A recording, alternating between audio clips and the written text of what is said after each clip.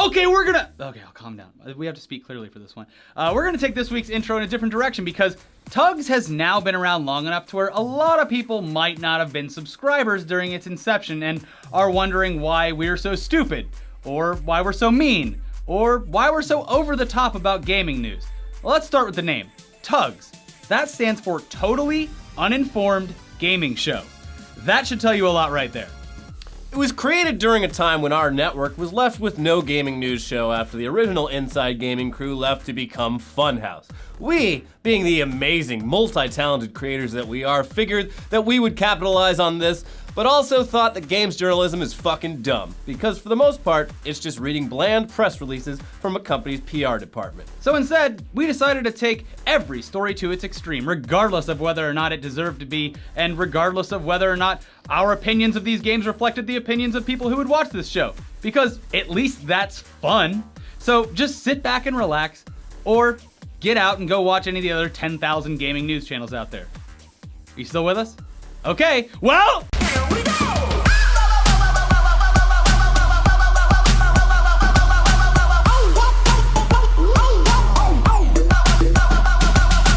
Great news, everyone! That Battlefield 1 open beta is now live, and you can finally head into battle with your friends on horseback, and oh fucking goddamn it! The hackers took it down, because I guess playing games and having fun is what everyone should be focusing their attacks on right now. Trolling truly is at art. Yeah, it was most certainly hackers and not the millions of potential users all logging into EA servers and trying to play this game at the same time for one of the very reasons that beta tests like this exist, right? Who knows? But how would they be able to predict the exact time of their hacks, which are really just DDoS attacks that add to the already stressed servers?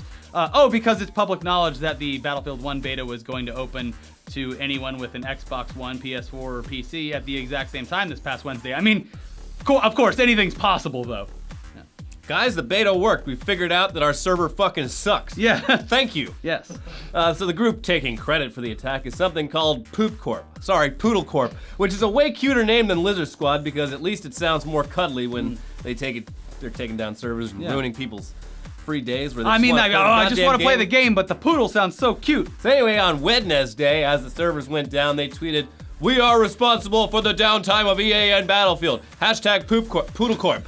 So how could they be stopped? Who could save everyone from their reign of chaos? Well, guys, you might not like the answer to that question, but the answer is Keemstar. Yep, the only way that hashtag Poodle Corp could turn off their DDoS machine was if Keemstar agreed to interview them, because the only thing they care more about than causing chaos is publicity. Fuck, we're giving them exactly what they want too! Oh no, gaming news is part of the problem because we have to report on stuff like this because it affects the community. Cut the camera!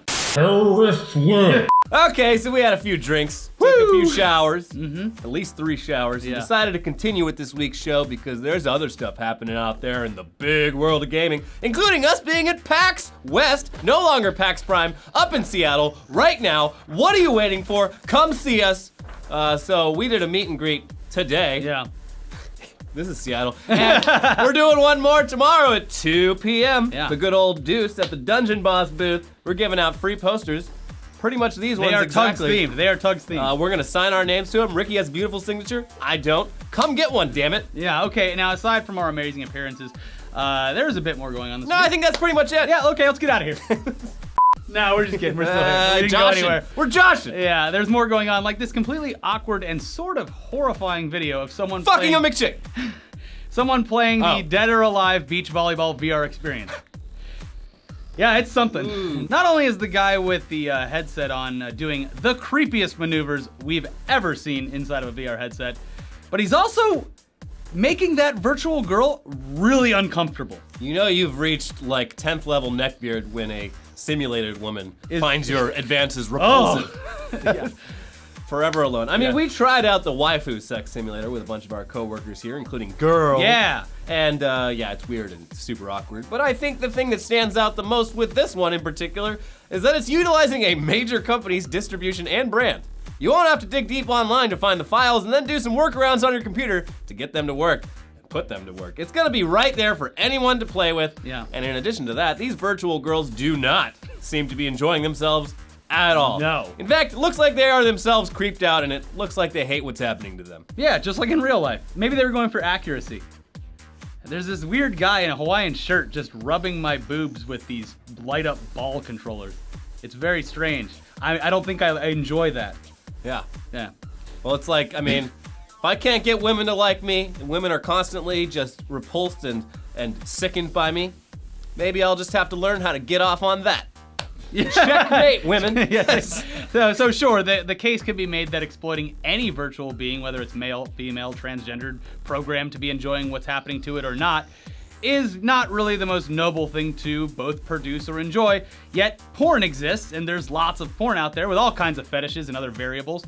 For the most part, there's other stuff, but for the most part, people are voluntarily involved in porn. So, I don't know, we don't necessarily think that making porn for VR is bad. In fact, it takes the human exploitation out of the equation entirely. But will it turn normal people into creeps and weirdos? We don't know. A lot of those people who will use these experiences with complete seriousness are probably already like that. And they're at at home touching virtual boobs. They're not down on the street corner harassing people.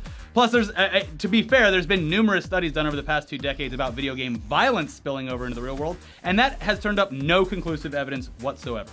So is it okay for people to be outraged like this? Yes. Yeah. That's your fucking... Yeah, that is your right. Yeah. You can be pissed or offended by whatever you want. But just know that you'll probably never have to interact with someone that is virtually assaulting a very busty Japanese volleyball player, because when these games hit the market with those fleshlights that attach to your PC or whatever, they'll probably never leave the house. It's fine.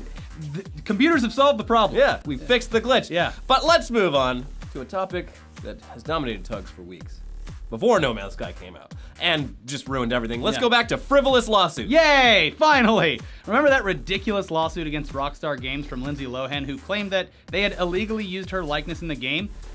Even though the image she was trying to say that she looked exactly like, it looked a lot more like Kate Upton, if we're being fair. Yeah. If we're being fair. She also claimed that the game lampooned her by its portrayal of a Los Angeles female stereotype. Great mission. Well, there was another lawsuit filed by Karen Gravano against Rockstar as well, saying that they basically lifted her life story for certain plot points in the game. She's from Mob Wives. Her dad was a old mobster. She had to move out west to avoid that stuff, witness protection type stuff, whatever. We think that you'll be very happy to hear that both of those lawsuits were recently thrown out of court. All right. And the plaintiffs will be getting nothing. You get nothing. Aside from, everyone getting the gift that is Lindsay Lohan by this lawsuit admitting that she's a rich LA female stereotype. So I guess that's fun. Hey, this video game shows off just a terrible, worthless human being. They're copying That's me. Oh, I lost the lawsuit, but I regained that? Cool. But boy, that's not all the frivolous lawsuits we Boy. have for you today, because a gigantic company called British Telecommunications is now suing Valve because of their Steam platform, which part of Steam, you might be asking yourself? Well, pretty much the entire fucking thing. Yeah. So the suit claims that Steam basically ripped them off when they made the Steam library, Steam Chat, Steam Messaging, and Steam Broadcasting. Cool, they must have a great reason for this, right? I mean...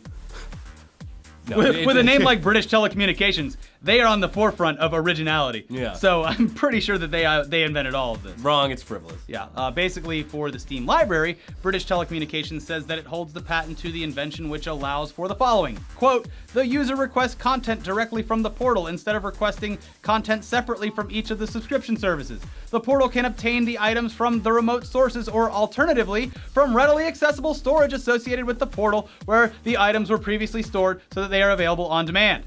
Regarding Steam Chat and messaging, they claim they own the patent, which, quote, relates generally to a method for delivering structured messages comprised of information and data parts to an intended audience in a reliable and predictable manner. Messages are stored as files at a server for retrieval by the intended client. This is every fucking thing in the world. Yeah, exactly. Yeah, we're just gonna stop there. The rest of it is just so fucking broadly defined and stupid. You get it. Essentially, if you're any modern company that allows people to communicate or store things in the cloud to access from anywhere, or even allows them to stream things, British Telecommunications, they're coming for you, buddy. Yeah. They invented that. You are a big old thief. Yeah, Twitch, watch out. So I'm sure Lord Gaiman is just shaking in his little boots. Yeah. Whoa, I'm shaking. Yeah, hopefully this gets thrown out immediately and doesn't get dragged around as long as that Lohan lawsuit did. But at this point, Valve is probably dealing with so many random lawsuits. What's one more for the pile? See, did you know that British Telecommunications invented gambling And with, CSGO lottery, yeah.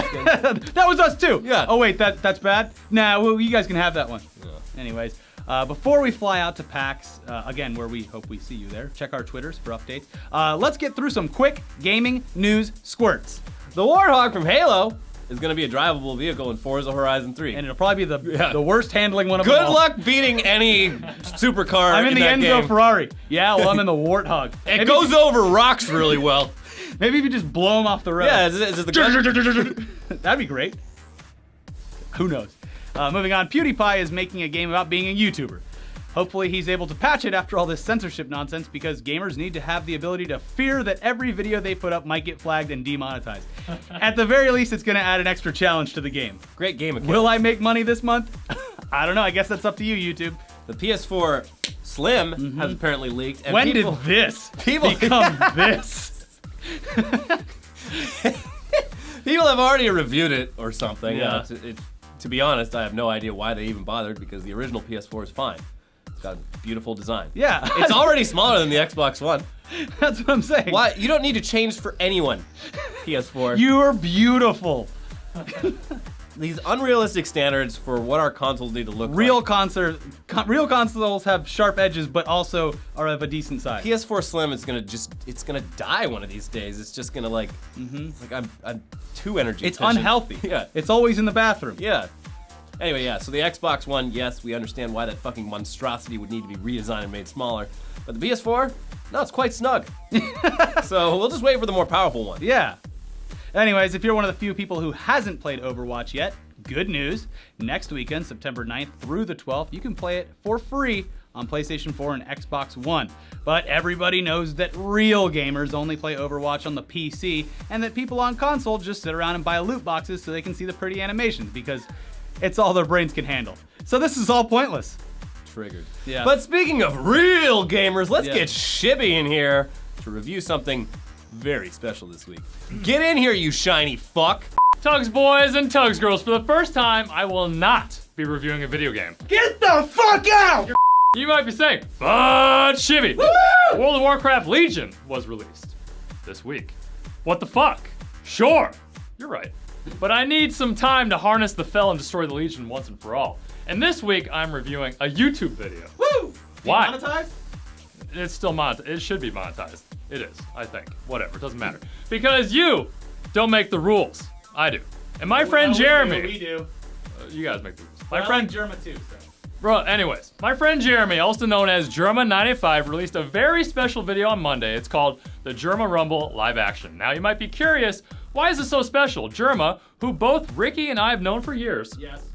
does a video series called the Germa Rumble nearly every Christmas, in which he creates a custom Royal Rumble with his own shitty character creations and provides commentary as the announcer. Until now, this has all been done in wrestling emulators. However, as the title states, it's live action this time. Germa was so passionate about this project that he took months off YouTube, unlike other gaming-focused YouTubers pumping out uninspired daily content to Hey! write...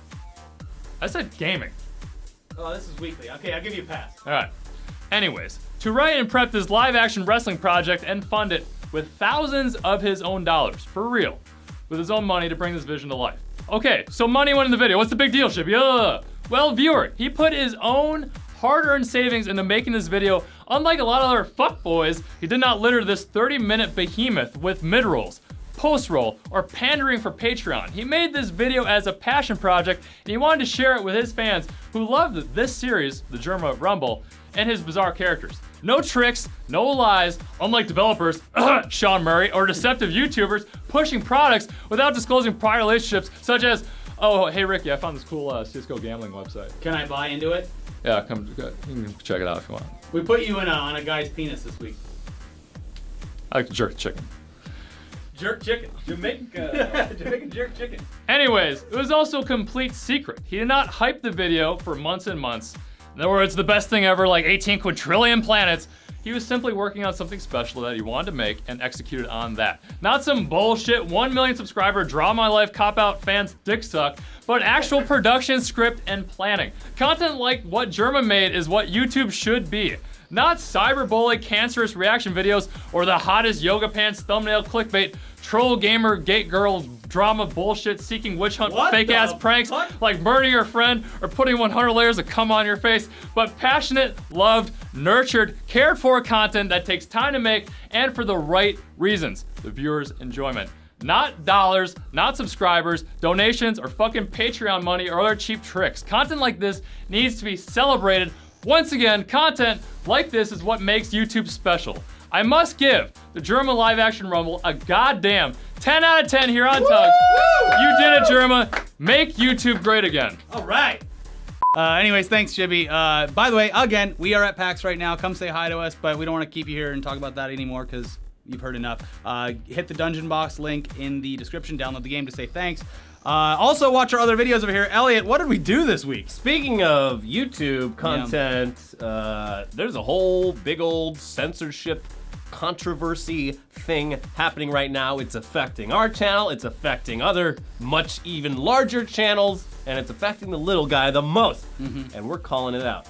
We have two videos about it. about it. One that sets up everything and what happened. The other one is an update and explains to you we ended up getting our videos back. They were remonetized instead of demonetized. But that's what sucks. But is they're still because- demonized. Yeah, they're still demonized. But that's what sucks is the fact that, you know, we had to go through this whole review process, taking potentially days or weeks before finding it, and then getting it reinstated when we had broken no rules.